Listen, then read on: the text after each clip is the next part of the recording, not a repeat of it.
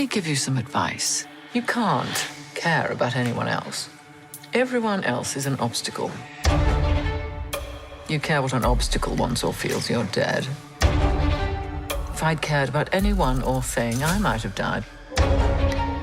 You have the talent. Whether you have the killer instinct is the big question.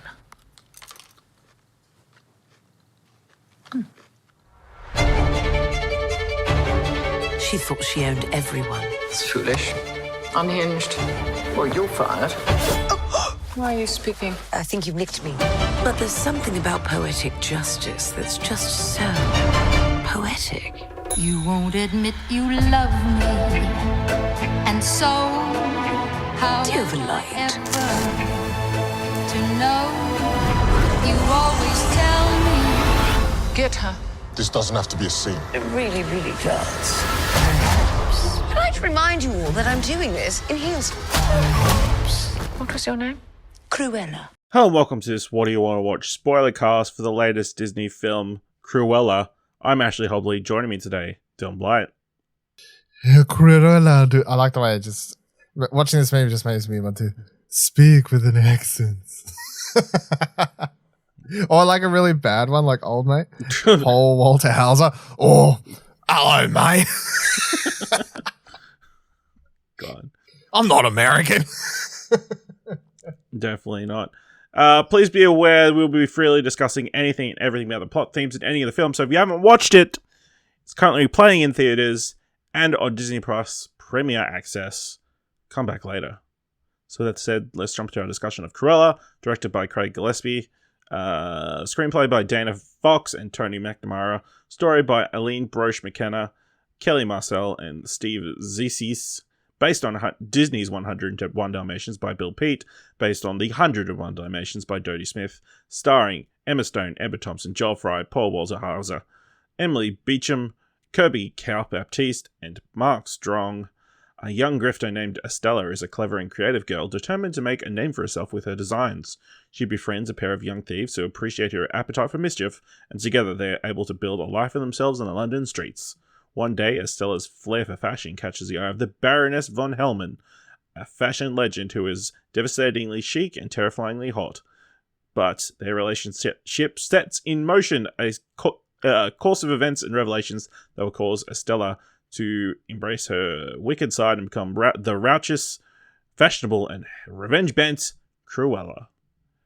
Dylan, did we need a Cruella prequel?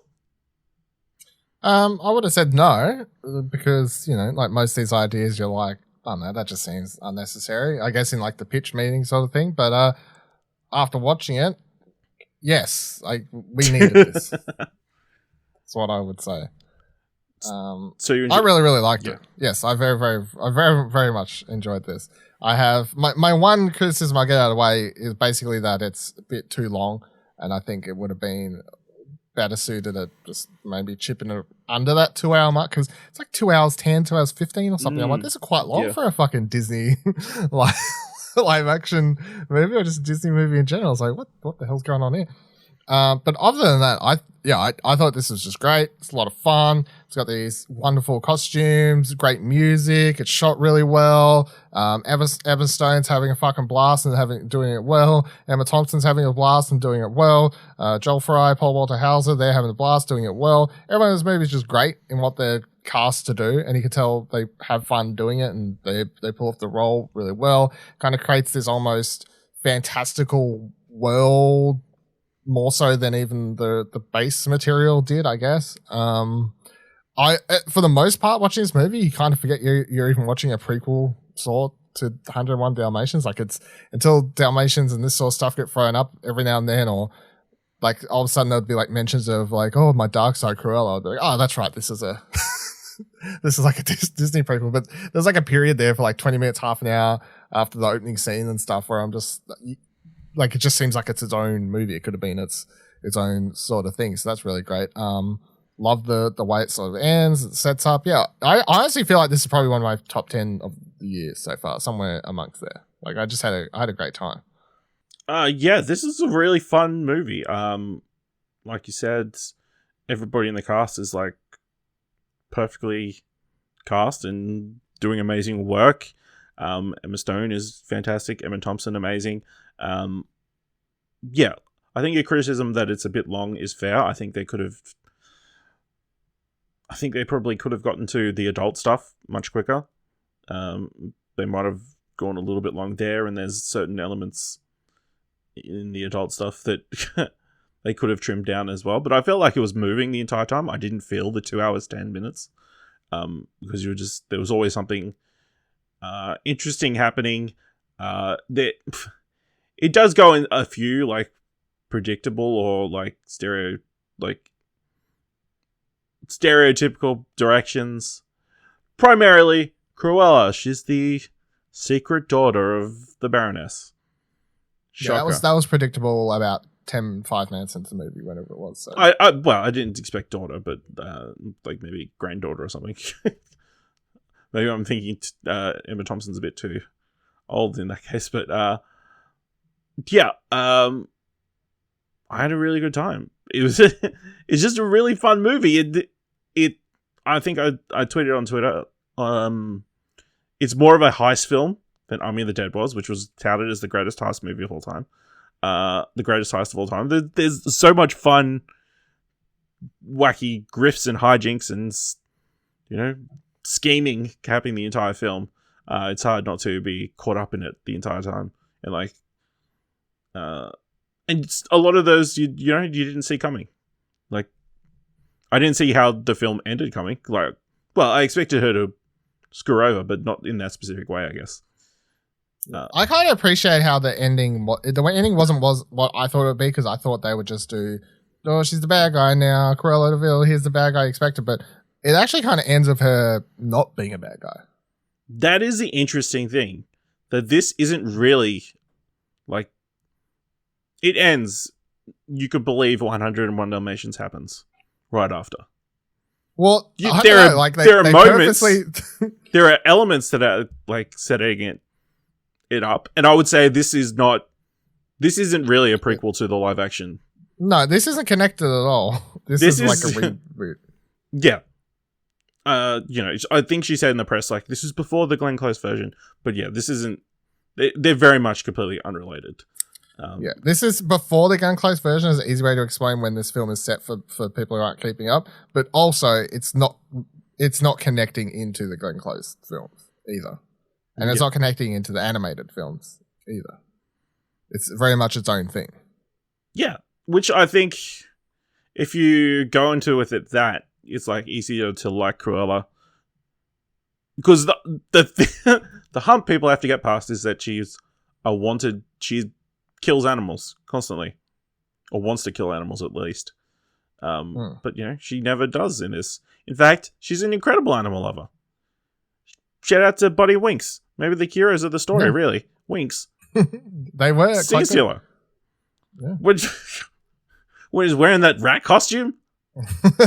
Fucking hell. Brilliant. What convincing acting from that dog. That dog. Playing dead so he could trick the security camera? Best acting in the film. That's high praise because everybody else is so fantastic, so. Yeah. But yeah, all the other schemes across the board and like the relationship between Cruella and the Baroness was really interesting to see play out. Although it is interesting that obviously Cruella kind of based herself on the Baroness as well. Kind of thinks that's the way to act in this throughout the rest of the film, like calling them imbeciles and. I was going to say, so there is an element of this that was just never going to be touched on in a Disney kids film, but I mean, it's very much read between the lines. Cruella suffers from something. Like, some mental illness, you would argue. Some mental illness she definitely suffers from. And I don't know, like you can't like prescribe a movie character or whatever, and I'm not a doctor that could do that anyway. But you of course, like, is it like just a straight up some sort of mental health thing, or does she actually have an legit like split personality almost type thing, which is a mental health thing? But you know what I mean, like more specifically, does she actually have a split personality building there, like, or does she just get lost in that character of Cruella and all that sort of stuff? So, but that is definitely an element where, like, I definitely wouldn't use it as a proper criticism because I don't expect this film as a family, like, it's not an actual kids film. It is a family film, you know, like it's a Disney family film. Like, it's an older film. It's an older kids film. It's not a younger kids film, but it's still a Disney kids Actually, film. it is. So it's an older Disney film that like is dark enough to like mess a few kids up, which is what used to happen. Sure. Which is fine, you know. It used to happen back in the day. So yeah, kids these days have it easy, you know. So it's hard to criticize it for not touching on that, but it's definitely one of those things where, like, if you're an adult, I guess, watching it and you're clicked on enough, I personally couldn't help but wonder, like, what is that actually, you know, could you delve into that in a sequel properly? I don't know. It definitely makes it helps though, like, explain, as bad as that sort of sounds, like, oh, let's use mental illness as like an explainer for why she's so evil. But I mean, that's kind of what's happened to a degree, you know? Yeah. They say she, you know, between the messed up childhood, watching her mother die, finding out it wasn't actually her mother being a psychopath. And you would argue that it's slightly hereditary as well. Yeah. Yes. Yeah. So that's it. Yeah. It's all interesting aspects to the character. You know, there's like the gleaming bits of hope throughout it. You definitely don't get the impression she's going to go around killing Dalmatians. Animals.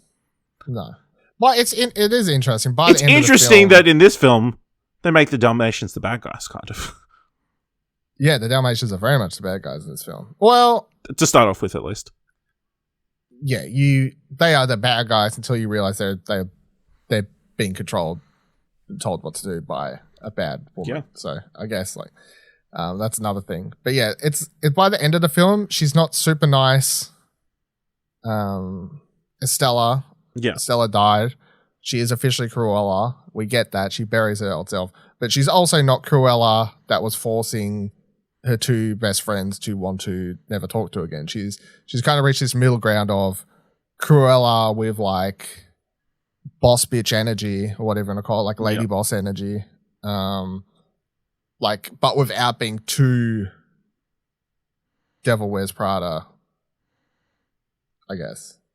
You know? Like it's riding a line. And you just hope, like, the movie ends and you kind of have a feeling of, boy, I hope she doesn't cross that line again and go like too deep down the Cruella. I'm happy if this is the end of this timeline.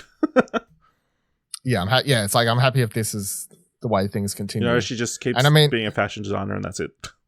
Yeah, well, it's interesting because it's like if the movie does well, they'll obviously want to do a sequel because they did a sequel to Maleficent and all this sort of stuff. So, it's like, where would you go for a sequel? Like, what would the plot line be? Apparently, Emma Thompson and Emma Stone discussed a sequel with Rotten Tomatoes, and they said they would like to do a second Cruella film in the style of The Godfather Part 2, serving as a sequel and prequel. Oh, Flash. Okay. So for people who haven't seen The Godfather Part 2, what that basically means is they would like to have a flashback to Emma Thompson's character being younger and I guess climbing the ranks of the fashion world, while also having the film focus on what Cruella is doing in the present and building her empire at the same time, and kind of having those stories parallel one another and have similarities. Yeah, I'm down. Yeah. I mean, in the sequel, you kind of have to have Cruella start to become obsessed with her. I mean, that's... Yeah. Here's my question though. Would people get too mad if they, in this new continuation of this new storyline, where they just don't go down that rabbit hole? Like they just never get there. Like, it's like she gets the moment, she's like, she sees Anita, and they set that up as well. I didn't see that coming. I'm like, this is random guy called Roger. It didn't click. Yeah, I clicked onto Anita because that was the name that stood out in my brain for whatever reason. So I'm like, okay, so that's like, this is like retconning Anita to be a reporter, sure, whatever. But I never realized, I couldn't remember I couldn't remember that's what the character's name, Roger. So I never thought for an instant. So that was who that was. Yeah. So I thought Anita was the one Easter egg that was in this film.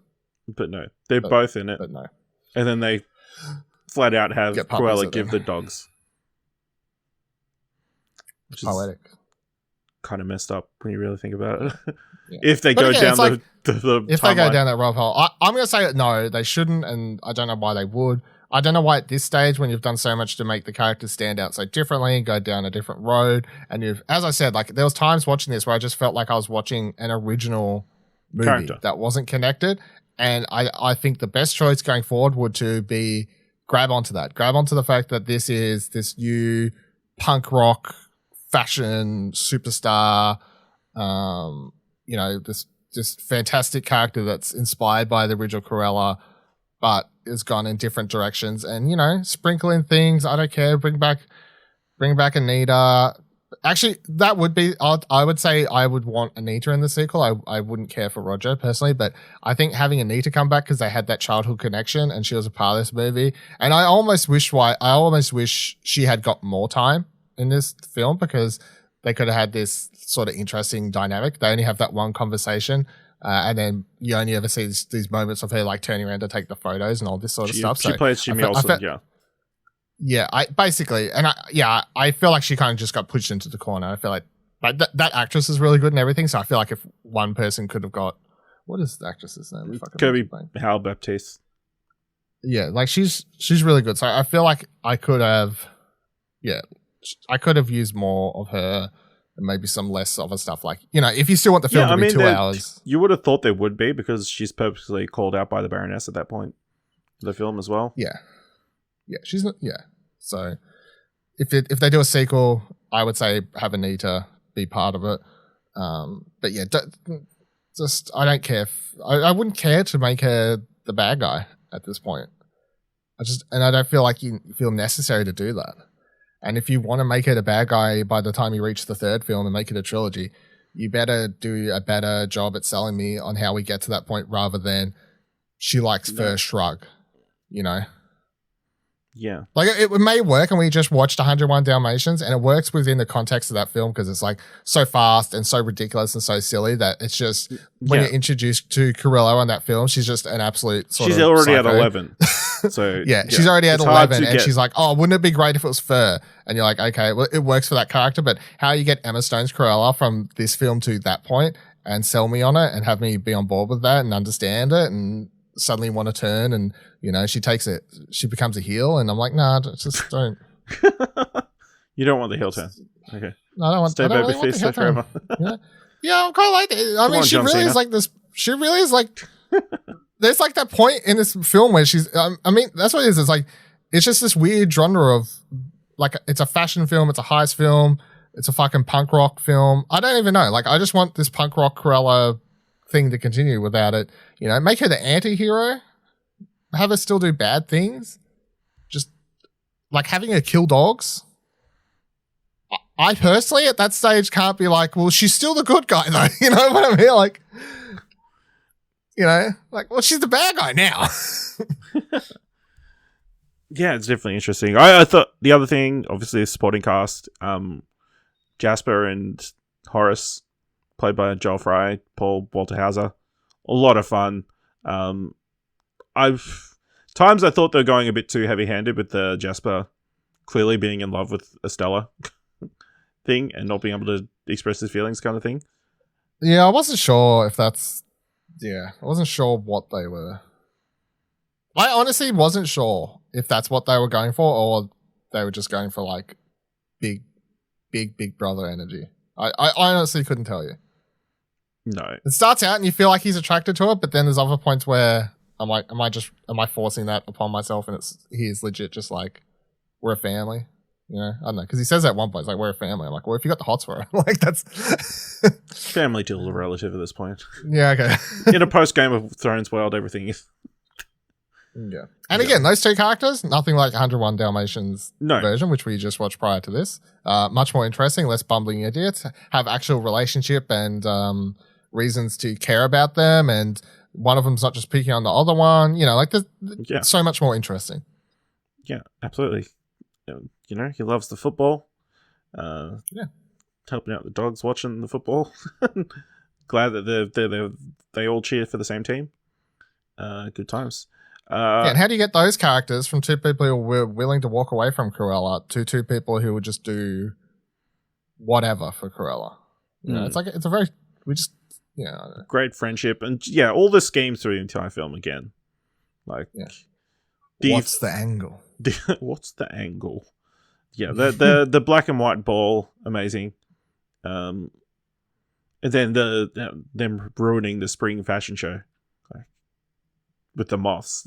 What a cool visual. Emma Thompson standing there and just being like, oh.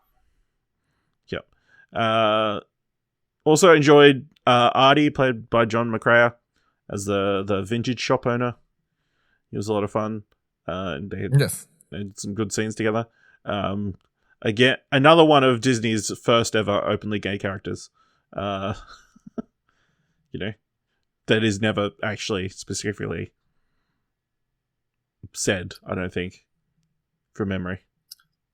No. I'm pretty sure. I think everyone should just go ahead and claim Cruella as a gay icon in this film also. Well, let's talk about the fashion. Pretty incredible. Can it be beaten for the Oscar this year? Here's the thing. At this stage, out of like, I know we're only halfway through the year, but it's like, it's the clear winner. And the other thing is, I looked up. So have you looked up who done it? Because I've got a little bit of trivia here for you. No. So costume designer that did Cruella is the same person who did costume design on Mad Max Fury Road, The King's Speech. That's good. Bunch of Jenny other Bevan. things now. Yes, Jenny Bevan, who has already won For Mad Max. So it would not be the first time. And when she went up to win She for also Mad won Max, for A Room with a View, but okay. Mad Max is an important one because when she won for a Mad Max, she walked up on stage. This little old lady, or no, she's not that old, but little lady walked up on stage. She's got like the Mad Max jacket, yeah, leather jacket on and stuff. And it gets up there with this like fucking English/Aussie, whatever, like combination accent between her two sides of the family or whatever it was. I just remember being like, what a character. But that's who did the costume design. So I was like, yeah, fuck yeah. Yeah, absolutely amazing. So double second win coming up. Third win coming up. Yes, you would think so. Anything else you want to talk about the film? Again, Winks, Buddy, great performances as well. Just need to highlight. Yeah, I don't know. I honestly, I know this is a spoiler cast. Everyone listening should have, obviously, presumably watched it. But it's like, this is like kind of in that category of being like when you watch something like Black Panther or something where you're like, people are just going to treat it like a comic book movie. It's like this is above just a Disney movie. I feel, like this is just legit a good movie that I would say may get ignored by people because it is a like remake or whatever of a 101 Dalmatians, which I guess on paper isn't as exciting as what the film is. When ultimately there is a lot going on in this movie that's quite forward for Disney. As you said, you've got these sort of like openly gay characters and these sorts of things and outlandish Emma Stone and whatever else happening in this film. So I don't know. It's really, really good. I was quite surprised. I was expecting it to be okay. If anything, I was expecting to go in and go, Emma Stone was great, but I don't know. It was okay. That sort of thing. Meanwhile, no, it was really, really good. I think that comes behind just the talent behind it. You have I don't mean to outside the actors. It's like you have Craig Gillespie directing. It's like, okay, well, let's get the Academy-nominated Tonya director. And then I only found out a couple weeks prior to watching it, a couple weeks ago, that Tony McNamara was one of the people writing the screenplay. I was like, what? Yeah. Like Tony okay. McNamara, So the favorite, and the great. Yeah. So I was like, okay, sure. Makes sense, I guess. I don't know. Yeah, so there's a lot of talent behind this project, all in all. So yeah, good shit. Awesome. All right, let us know what you thought of Cruella, either on Twitter by going to explosion.com/Twitter, or you can jump into your Discord at explosion.com/Discord. if you want to help us out here at Explosion Network, leave us a review for this podcast on Podchaser or Apple Podcasts or on the before-mentioned Twitter. And if you like this episode, thought it was worth $1, head on over to our Ko-fi page at explosionnetwork.com/support and buy us a coffee. Every little bit helps. Thank you very much for listening. Until next time, keep watching stuff, I guess.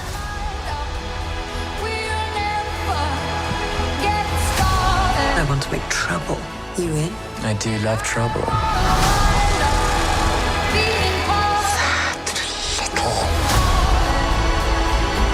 You have a bit of an extreme side. Yes, darling. And what fun that is.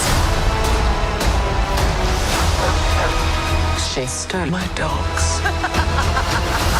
I guess you must hate her. She has made it me or her. And I choose me.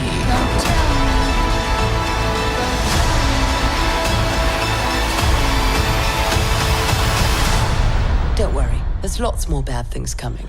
Perhaps.